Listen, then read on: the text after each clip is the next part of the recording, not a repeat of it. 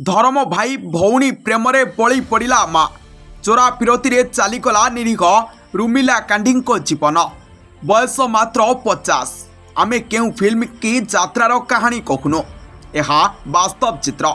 घटनाटी देखा मिली जगतसिंहपुर जिला Balikuda block marine थाना अधीनस्थ बंदर ग्राम रुमिला कांडी स्वामी भगवान कांडी दीर्घ 4 वर्ष तले देहांत हो जाइछि। आ रुमिला कांडी निज भौणीर पुओ शिव कांडी बयस 25 को पौष्य पुत्र करी आनी निज पाखरे रखुथिले।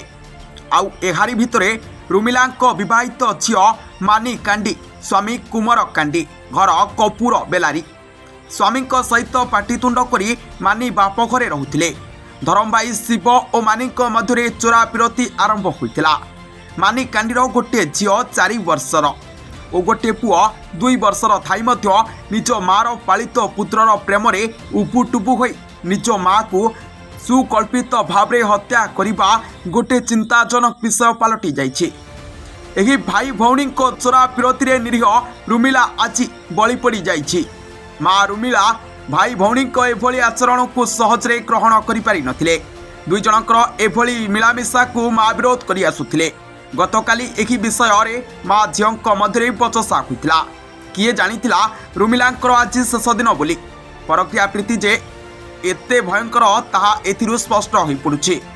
शेष में निज जन्म कला माँ रुमिला को धरम भाई शिव और झील मानी तंटी चिपी हत्या करी मारी सारिबा परे घर ठारू 100 मीटर दूर रे गोटे गात खोलिथिले।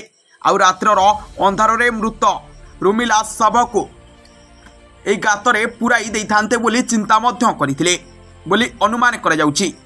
तेणु एही सभ्य समाज रे शिव आउ मानी परी भाई भौणी निजर प्रेम पई माँ को मारिबा को पछाउ नाहंती। तेबे घटनास्थल रे पुलिस पहुंची शव जबत करने सहित धरम भाई शिव और झील मानी को अटक रखी घटनार तदंत आरंभ करिछि।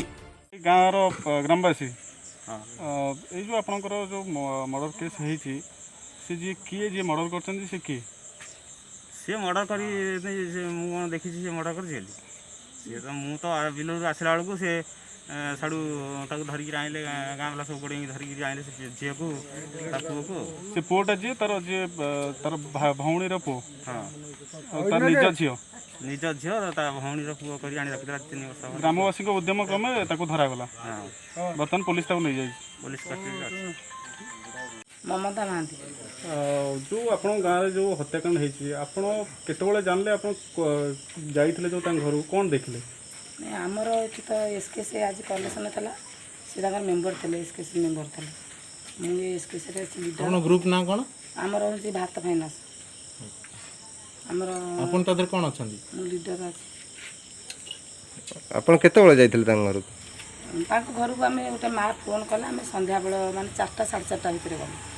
आपन जाइकरी पहुँचले तो कौन दृश्य सब देखिले गोटे माँ कहले जे घर कौन काटुन होता गोटे रूम बंद होकर अच्छी आम झू जा पचारू तुम माँ ना माँ ना कड़े जाइए आम सन्ध्या आम डकाडकी कला घर फिटेला बेलू आपन देखी तो कबाड़ खोला बेले से अवस्था पड़ी हाँ हाँ हाथ फाथ बंधा मुहर जरी गोटे कभर दिखाई कौन भावुं पारिभाषिक परिस्थिति मुझे भावुँ भाई भौणीकर संपर्क अच्छे से माँ विरोध कर मार